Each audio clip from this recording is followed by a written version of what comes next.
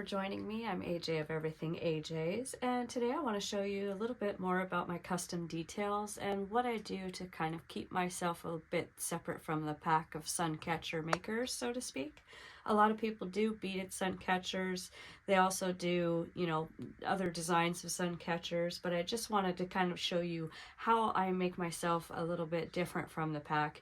And if and when you're making Suncatchers like this, you can do the same thing a little bit similar in your own way. You can twist the different pieces and elements that you're actually using to create these Suncatchers. What I do is each individual Suncatcher is a one-of-a-kind beaded design. I will never repeat the pattern unless requested. If someone would want two of the exact same designs, I 100% will do that for them. But in most cases, I'm making them for one individual person.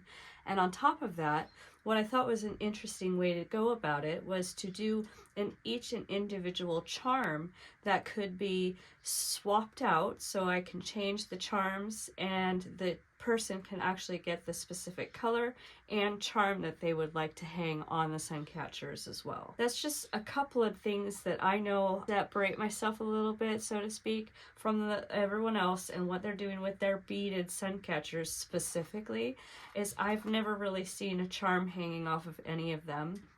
And so that was the one thing that I kind of thought to myself, well, this is a way I can stay different, and so I ran with it. And on top of that, you can pick different bead elements, like say some of these components are what I use for the same pieces on every single one. So that's also another way that I found that I can keep myself a little bit more specific to what I make by using the same things repeatedly. That kind of shows you what my details are. For instance, I've got several component pieces, the beginning one, the middle one, the tip. Those are all exactly the same for every single piece, and I'm just literally switching out the beaded design for each one. And what I've decided to do is use the lobster claws so that it was easy to disconnect from this tubed bead right here, because tubed loop bead is what this is, and it's got that extra little loop on the end so that I could actually hook that lobster claw with the charm onto the side of each one of these strands. And I wanted to share with you on how you can understand that it's really, really easy to do the same kind of designs, get yourself into one of the niches of sales, and also keep yourself different from everyone else. As you can see, I have just a ton of different charms, so I make sure that I have a great variety as well to make sure and customize and keep me from being the same. And also helps me from making the same stuff over as well. And the beads, I keep beads very random.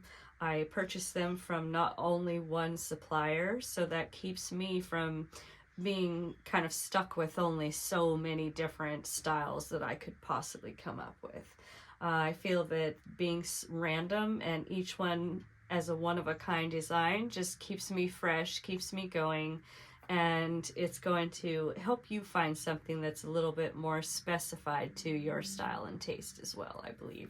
If you are interested in any of these, you go ahead and hop onto my Etsy site. I do have the link below for that. And then also, if you're interested in watching a full video on how I make these here, you can click the link below for that as well. All right, I hope everyone's having a great day, and I hope this helps fuels the fire for how you can be individual, but yet stay with what fits and what people want. Okay, thank you again for watching. We'll talk to you in the next video. Bye-bye now.